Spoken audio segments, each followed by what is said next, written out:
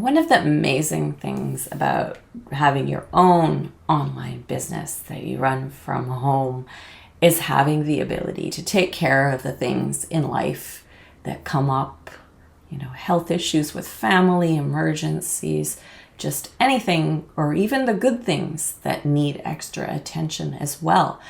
And sometimes it's easy to get off track, with business. But how do you keep business running when you've got all this going on in your life?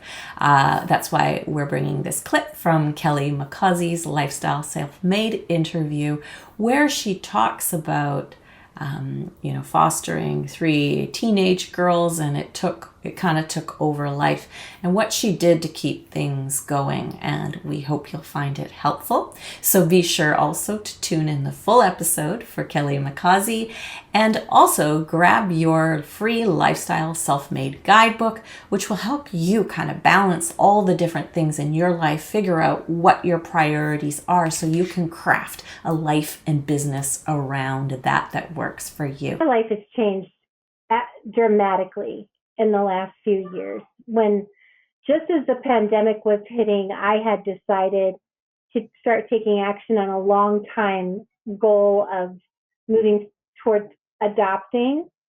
And I became a foster parent and fostered three different teenage girls over the course of a year and a half.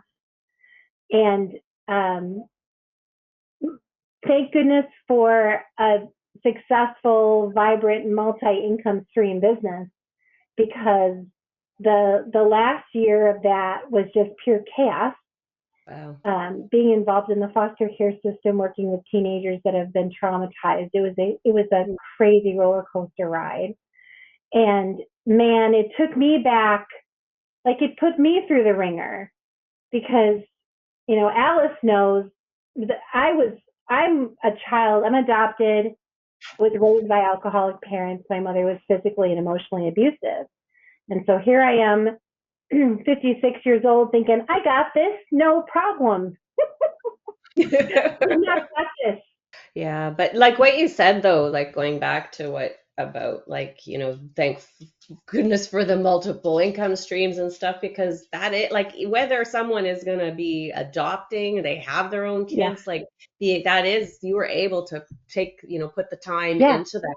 And that is such a blessing. Like I sometimes think about, obviously, for a while I did go to a full-time job, but looking back, I don't know how people do it. How do they do it? Yeah. 40 hours a week. Then they have to do all the commuting and everything else. And it's like, it's a lot. And it sounds like I'm whining, but I appreciate that people are able to do that, and having this freedom gives you an opportunity to do something else with meaningful. Well, you've raised these teenagers. You know what it's like. Oh my goodness. Yeah. There was a good 3 months where I had no control over my days. Like I was constantly being called to the schools. If it wasn't one school, it was the other school. Mm-hmm. It was just, there was always another appointment to go to, and just managing the chaos all the time, that I was just so grateful that I could dial back what I needed to do on a day-to-day basis.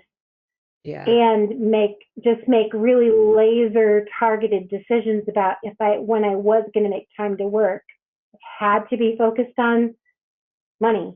I couldn't dawdle around with some other fun thing. It was like, what's going to make money today? Mm-hmm. Right. And what was that thing that that made you the money, if you will, so that you can focus? Email marketing, Mm-hmm. affiliate marketing, promoting my own offers. A little less time. My podcast faded into the background quite a bit at that time, because the act of sitting down and recording a podcast is not a direct money-making activity. Yeah. It supports my business. It builds my community, creates connection, but it's not a direct financial paycheck.